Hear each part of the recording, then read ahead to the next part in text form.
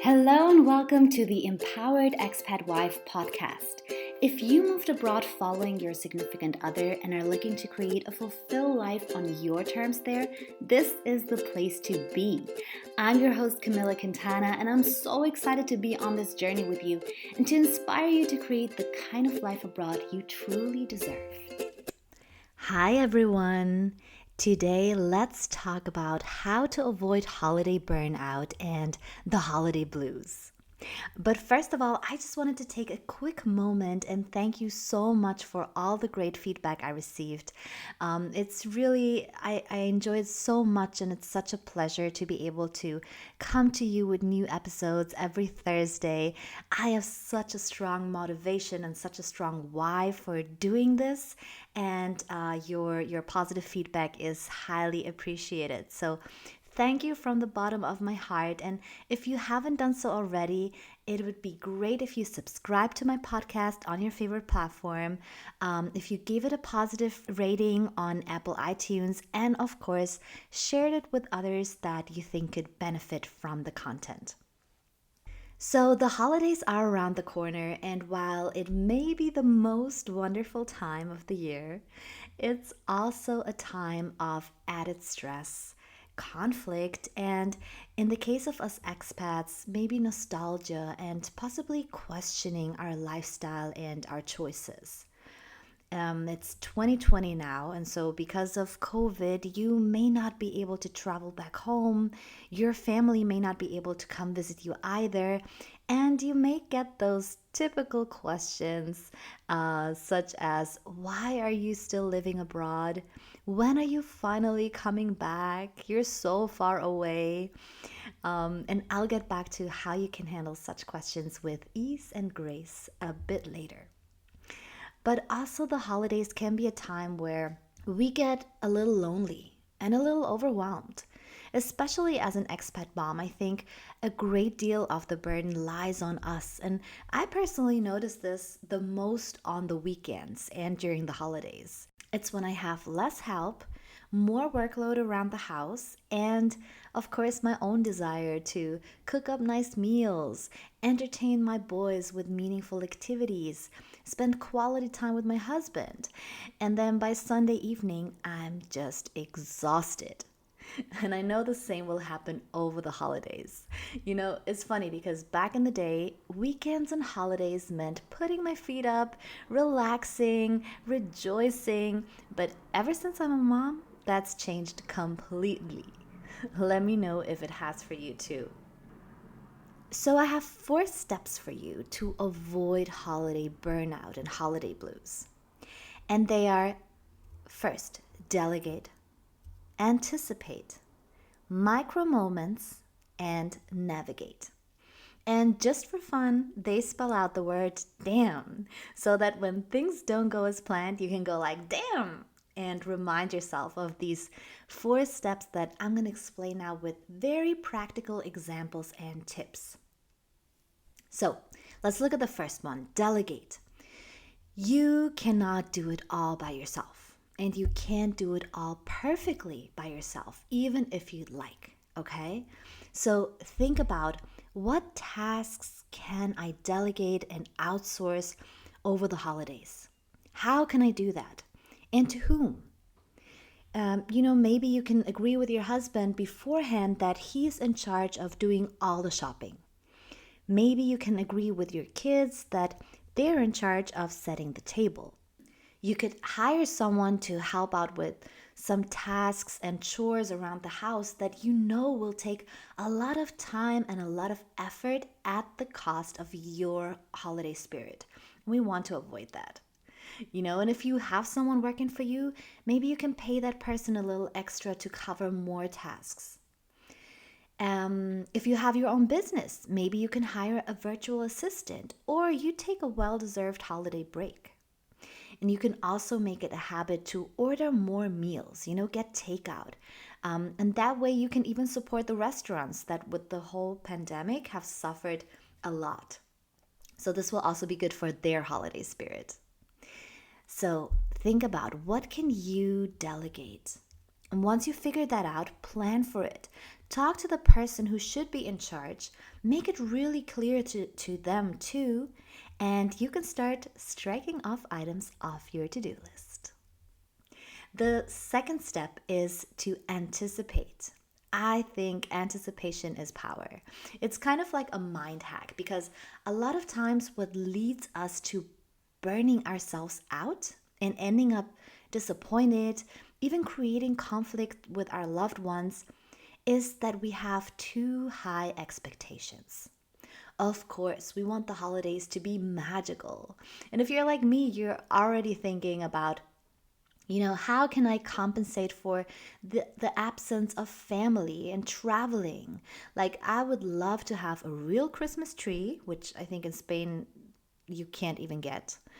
I would love to have everything decorated like my mom does, combine my husband's favorite Christmas menu with my favorite festive dessert, sing carols in different languages, and the list goes on. And you know what? It's probably not all going to work out that way. And it's important that we anticipate this and set realistic expectations, especially when we celebrate the holidays abroad. I mean, you all know there are ingredients that you just can't find. There's decoration items that you simply cannot purchase. You may celebrate a different holiday than the one celebrated in your host country. There's so many reasons why not everything will turn out perfectly. So that is one side to anticipating this. And then another side is prepping and planning. Have you already bought all the presents? I've been buying all of my presents online for years. And I know it's much less romantic, but it's just too time and nerve consuming for me to go from store to store or to busy malls and then having that thing that I wanted sold out or whatever. So to me, it's just much easier to go click, click, click and have it all delivered. And hey, that doesn't mean that your present will be any less personal. You can order such cool things online. I mean, I've gotten card decks with family pictures, personalized calendars, children's books with your kids' names and characters. So there are really great things that you can get online. Don't wait until the last minute with this. Anticipate and get it done. And the same goes for instance, meal prepping. I'm a big fan of that. This year, I started to have a meal plan, and it's so helpful because I know exactly what to buy and how much of it, where I buy it. I know what to cook because, trust me, the most annoying question on my mind has been, what will we eat today? And I've had this for so long, every day having to consider all of my picky eaters' preferences. Nah, now that I have my meal plan, which, yes, it took some time to elaborate, but it was very well spent 2 hours. I just have less work and I don't stick to it all the time rigidly, but at least I have an option right there. Then I also try batch cooking certain things and I freeze soups and sauces, maybe a dish of lasagna. You know what? I'm going to start planning this too the minute I finish recording because you already know, we already know there will be days that are hectic and where you're tired or you're not at your best or maybe someone's sick. Having something in the freezer or something already prepared or half prepared at least is just so helpful. All right, now step number 3, micro moments of self-care. I love this. I came up with this concept back when we had the very strict lockdown in Spain in March and April of 2020. So we weren't allowed to leave the house at all. The kids were at home for a total of 6 months, and I was trying to work and I was just really swamped. And everyone was talking about practicing self care and how important that was. But in really, really busy times, that can actually sound more like another thing on your to do list, right? But then, of course, you cannot pour from an empty cup. We know that. So, Overgiving and over delivering and overstepping our own boundaries doesn't really serve us or anyone in the long run. And these micro moments are literally just a few minutes, just a few highlights that you can add to your day and that are meant to grant you some relief, some peace of mind, nurturing, unwinding, and re energizing. And they don't require you to get an hour off. They don't require anyone else's help, really. That's just something that you can do for yourself realistically in very busy times where a lot is asked and demanded of you. So let me give you some examples. The first is 5 minutes of meditation that can be a walking meditation. While you take a walk, you just spend 5 minutes really being in the now, not letting your thoughts wander and worry about different things, just observing your steps or the scenery. You can also do this while doing some kind of monotonous chore or just sitting down, if you prefer that. And they have such great guided meditations, which I think is really easy, especially if you don't have a lot of practice doing it. You can just Google that. Another idea is to combine a thing you must do with a thing you love to do.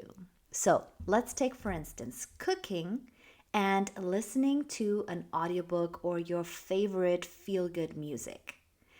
Or maybe you're doing laundry and at the same time you call up your best friend who just makes you feel really good, or a family member. And that's a really great and guilt-free way to do something for yourself and really create a habit out of this. So, I'm so into audiobooks and I actually can't wait for the moment to cook so that I can close the kitchen door and listen to one. If I hadn't created a habit of combining the two, cooking would probably feel a bit more like something I'm doing for someone else or because I have to. It would feel more like a chore. But this way, I'm really enjoying it and I actually associate it with me time because I get to listen to my audiobook as well. The next idea. Reserve a 10 to 15 minute time slot for yourself during the day and anchor it. So what I mean by that is choose the same place, the same setting, make it special. Maybe you want to light a candle or play some music, drink your tea or coffee out of your favorite mug there. And when you do that repeatedly, you'll create a ritual again, right? And it will become so much easier for your mind and your body to settle in there and to know, it's me time. And then you do something that feels good to you, something that puts a smile on your face, something that relaxes you or energizes you, whatever you're looking for. This should probably not be social media, guys. Maybe you just want to enjoy the quiet or some music. Maybe you'll meditate. Maybe you just enjoy thinking your own thoughts in peace and quiet. This is your time to unwind. And if you have small kids around that can't really entertain themselves, you can do this during their nap time, or you put the TV on for those 15 minutes, which is really all it takes. I'm really anti-TV myself, but if I can get 15 minutes of quality me time while they watch something, I think it's worth it. Then another idea is to take a long shower. And that sounds silly, but it is a real luxury for busy moms, especially when you have small children, right? So if you can't fit in a micro moment of self-care during the day, then at least you can try and extend your shower time. Use all your favorite products, take your time, put on some music. I don't know about you, but when I invest some extra time into some kind of beauty ritual, I actually feel better afterwards.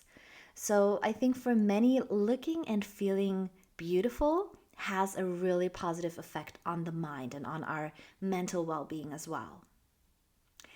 Another idea is to get up before your kids, to connect with yourself while getting ready and having breakfast peacefully. I am such a breakfast person and I love having it in peace. I don't like hectic mornings. So sometimes I'll get up before the family to have breakfast and maybe even get some work done. And I think it's a great way to start the day with intention. Because when we start it in a hectic way and everyone's up and asking things of us, it's kind of like we lose control over it, right? We're just operating on the outside. We're just reacting. I need to do this. I need to do that. Now she needs this. Now he's asking me that. But when we can start the day for ourselves with intention, in peace, we can gather our thoughts, we can anticipate some things, visualize things that we would like to happen during that day. We can manifest that. And I believe that will have a great effect on how your day will turn out. Now, you could also establish a morning routine, and there's so much information and inspiration about that on the internet. I even wrote a blog post about the morning routine I was doing back then, which I'll openly admit I'm not doing anymore, at least not at this time. Because, I think sometimes morning routines can turn into this very ambitious project that, again, feels more like a burden, another item on your to-do list. So if that's the case for you too, please don't do it. It's enough to aim for a peaceful breakfast or a long shower for now. And if you see there's more time available, then you can start incorporating other things. But just don't necessarily make it a rigid routine. It's not supposed to be another to-do list. And you're not supposed to feel bad on the days that you oversleep, for instance, right? It's really supposed to be self-care, to feel good, to nurture you. And when it comes to that, let me just add one more thing here. I want you to get into the habit of asking yourself, what do I need right now? What do I need right now? And then listen and trust your intuition. Go with the flow. Often I think we know we need something, but we don't really know what it is. So then we get a cookie or or something, right? So asking yourself this question repeatedly will be really helpful and insightful. And now step number 4, the N in damn, is navigate. I want you to see yourself like the captain of your ship. You steer the ship into the direction that you want it to go. You steer it towards the calm waters and away from the icebergs. Okay? You are in control of your ship. Now, how is this important? First, because of everything we mentioned already. A good captain knows what and how to delegate. She anticipates and she can remain calm and centered, in our case, thanks to micro moments of self-care. And now let's just go back to that example that I've given in the beginning of the unsolicited questions, the advice, the intrusive remarks that we may get from family or loved ones during the holidays. And I know this is such a common thing and it comes up every year around that time with my clients. And this year, I think especially, either because you're not spending the holidays with your loved ones and you're just far away abroad, or maybe because you are spending the holidays with them. And then we all know this can also lead to some conflict and to some overstepping of boundaries. So let me give you a few techniques how to navigate unpleasant questions and remarks that you may typically get over the holidays. First of all, again, let's try to anticipate them, okay? Is it your mom's phone calls on Christmas that will leave you feeling guilty and defensive for living abroad? Is it maybe your parents-in-law who criticize your way of doing things? Maybe it's your husband who typically puts pressure on you in certain areas. If you can anticipate these situations, you can prepare for them. And that always gives you more power and more control. So let's look at those communication strategies. The first one, and let's start light, okay? The first one is don't lose your cool. Yes, I know some things can really trigger us, and it can feel like an attack on us. We may get defensive, but whenever you can stay calm and confident, you're winning. So try not to allow others to drag you into a conversation that won't lead to anything good.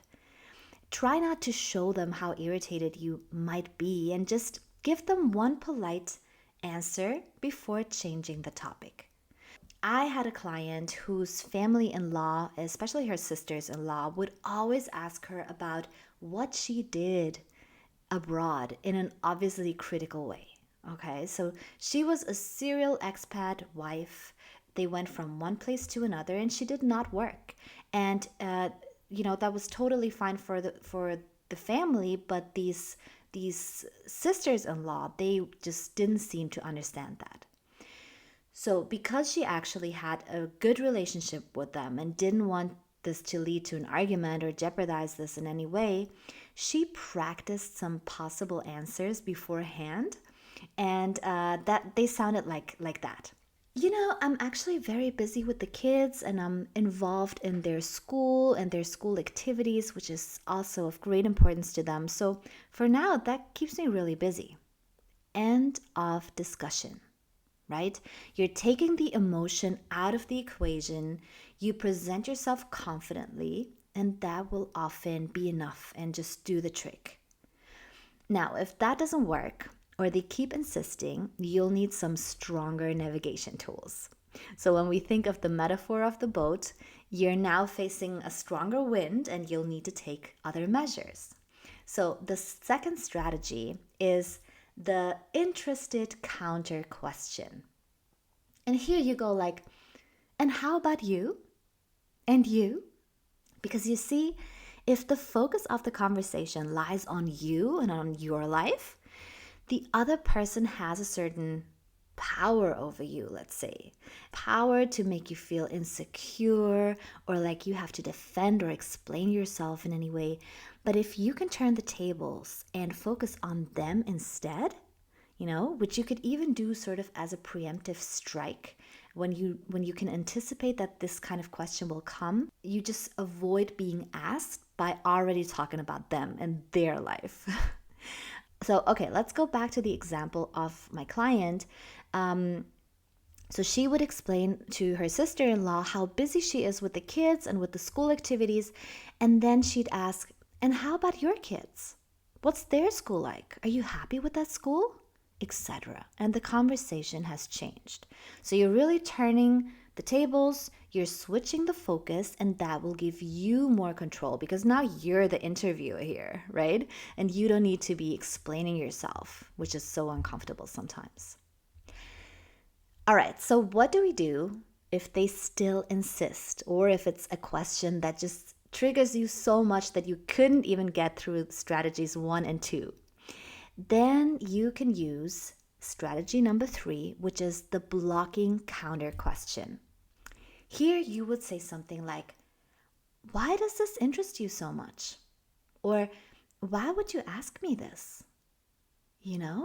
So here you're questioning the motives of the other person and you put the focus on them again. Now they need to explain why they're so nosy and intrusive. And that's pretty uncomfortable. So I guess most people would at least, back out when they get these kind of responses. But then there's a fourth strategy that I wanted to share with you. It's the imago strategy. So here you basically listen to the other person and what they're saying, and then you repeat or paraphrase it for them. So let's go back to the example. Your sister-in-law insisted and insisted, what are you doing all day? Why are you not working? How can this be enough for you? And you already threw a blocking counter question at her, like, why does this interest you so much? And now if she's really a pain in the behind, she might say something like, oh, well, I just could never imagine, sacrificing my career like that, or depending on my husband like that. All right, so with the Imago strategy, you listen and you just go, oh, I see. You could never imagine that. That's it. You just mirror her answer or her comment back to her without agreeing or disagreeing or engaging with it, really, in that case, right? So, yes, I hope these strategies will help you to kind of pivot and navigate unpleasant conversations and questions that you may encounter. And then, as one last navigation tool, I wanted to mention the principle of reciprocity. I think this is a great concept to keep in mind, especially during the holiday season, but always really. And it's that if you are generous with compliments or words of appreciation, the other person will probably feel obliged to return this generosity to you as well. So you may be able to avoid some unpleasant conversations in the first place by being friendly, nice, and appreciative of the other person, whether it's on the phone or in person. Just so kind of start on a high note. Because in the end, I think that's what we all want and crave. We all want to live in harmony with one another, to be able to be ourselves and let others be who they are as well. And just to enjoy the holidays and to hopefully bond and create some beautiful memories. So, let me quickly recap. Delegate tasks and chores. What can you delegate to whom? How? Plan for that. Secondly, anticipate, set realistic expectations, allow for some imperfections and flaws, plan and prepare whatever you can beforehand. Then, micro moments of self care. Even when you don't have a lot of time to dedicate to yourself, make sure to add some micro moments to your days. I've given you several ideas, and maybe you can come up with some additional ones, in which case, please let me know because I'll need them too. So please let me know in the comments in the session notes, or email me, or on social media. And fourthly, navigate. You are the captain of your ship, and you have the power to steer it whichever way you need it to go. And when it comes to unpleasant questions and conversations, you can use the 5 communication and navigation techniques that I just showed you to navigate yourself out of the situation. So, with that, I wish you a holly jolly holiday season. Whatever holiday you are celebrating, I hope it will be a wonderful time for all of you, and in the different parts of the world where you are based. And if you want to make me a little gift, then I would love it if you could subscribe to this podcast, give it a positive rating on iTunes, and share it with someone you love who could benefit from this content. I cannot wait to be back with you soon. Happy holidays again, and take care, everyone. Thank you so much for listening. Please make sure to share this episode with your expat besties and show me some love in the reviews. Want more juicy content designed for expat wives? Then head over to my website, www.camillaquintana.com, or follow me on Instagram and Facebook at coach.camillaquintana.